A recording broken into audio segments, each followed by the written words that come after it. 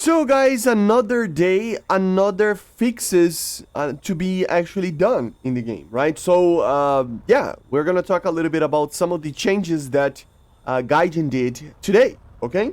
So we start off with the Rafale, which has basically some bug fixes on the MFDs of the aircraft, which are, they were a little bit bugged, okay? And now they are fully working and 100%. They also, I forgot to mention, they also changed some other things. Like, for example, they overall, slightly, it's a very small change, but overall increased the lower speed turning ability and decreased the retention and higher speed. So I would assume that it might actually have a little bit more retention in the lower speeds, maybe, I don't know.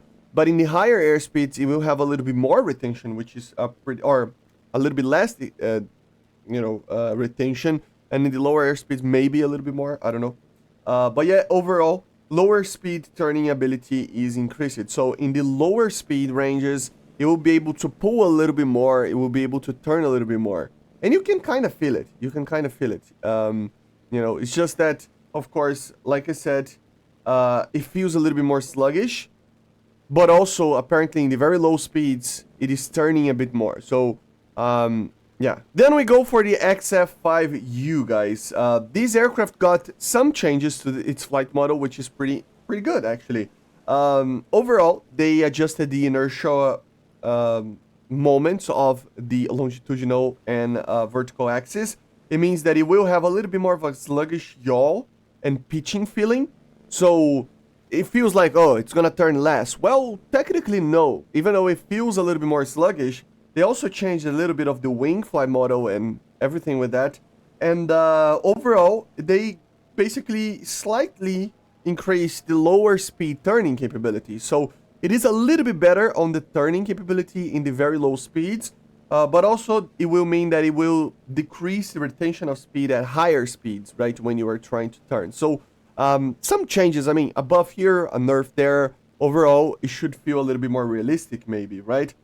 They also reduced the empty mass of this thing by 215 kilograms, which is great. So it's going to be a little bit lighter, 6,395 kilograms from the 6,610 from before.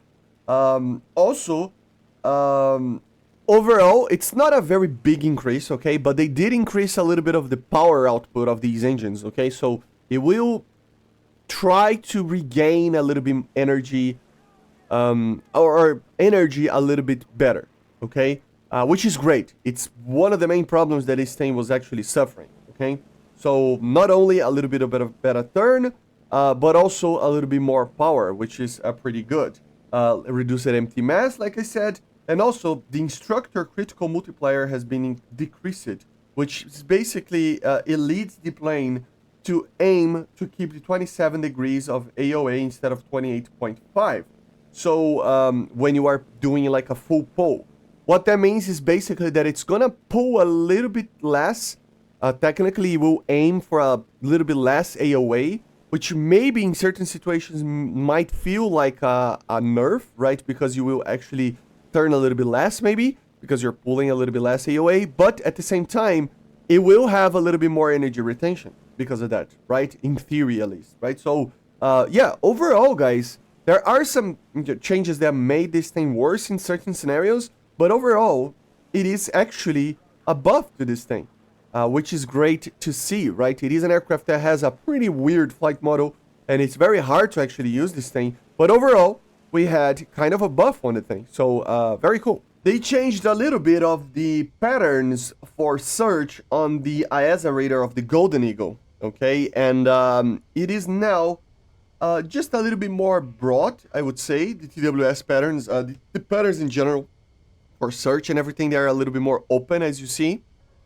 So they're gonna take a little bit more time technically, but they're scanning more zone, okay?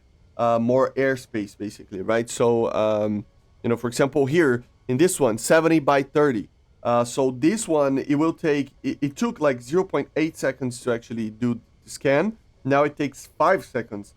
But the bars went from 2 bars to 12 bars. So it's a much higher area, like a bigger area that the radar is actually searching, right? And this is overall for the normal search patterns, the TWS patterns, medium, narrow. So overall, an increase on that, which is great. It's great. I mean, it's not the best, like maybe it's not the best thing ever, but you are using it as a radar, guys. So it kind of doesn't matter because it's always updating where the target is. So the wider the area that it's doing the scan, the better actually with electronic scan and array radars like this. So yeah, kind of an improvement on quality of life on using this radar. Some other changes include, for example, proper texts and stuff to make it work on the SU-24M and the F-111F nuclear variants, you know, so the countermeasures on those will be working a little bit, like, it will be working, I think. I mean, there was some missing text for that. I don't know if it wasn't working. I don't remember, actually. So, I mean, I have very few nukes, so, yeah. And then they did some changes as well to tech trees over here. So, there's basically dozens of event and premium vehicles that got changed where they are on the tech tree. It doesn't mean anything, you know, it's not a change in BR or anything, but you will see that some of them got pushed to the side, upward, downwards. For example, the XF-5U over here was in the left part of this, and now it is in the right part. And you will notice that this happens for a lot of tech trees and a lot of these vehicles, okay? Doesn't mean anything, it doesn't change anything, but it's just a small thing that I wanted to mention. And also, guys, yesterday we talked about the change on the new mechanic for the ships, but it wasn't really implemented, so now it is.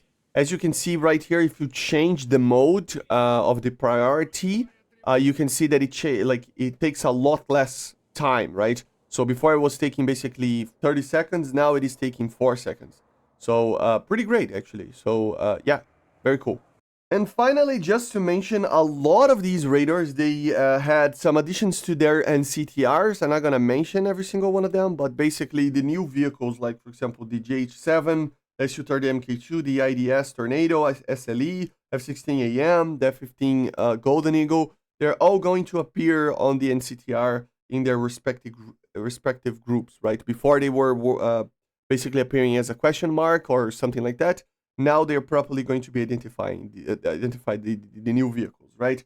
This includes for the Bucks, for the Panzers, for the Rafales, for every single radar in the game, basically, on these BRs that have these more advanced NCTRs, right? So yeah, the NCTR, remember, is the identification of targets, the sensor fusion, right? That is basically taking all the information that it can get and actually identifying what is the type of the target that it's trying to lock on, right? So yeah, but basically these are it. Some changes, very cool changes in my opinion. So let me know in the comments what you think. I see you guys on the next one. Make sure to subscribe, leave a like, leave a comment. Bye guys, see ya. Also, you can become a member if you want to help the channel a little bit more, or a member with the links in the description. So yeah, thank you all the members and patrons, always helping make the channel be possible.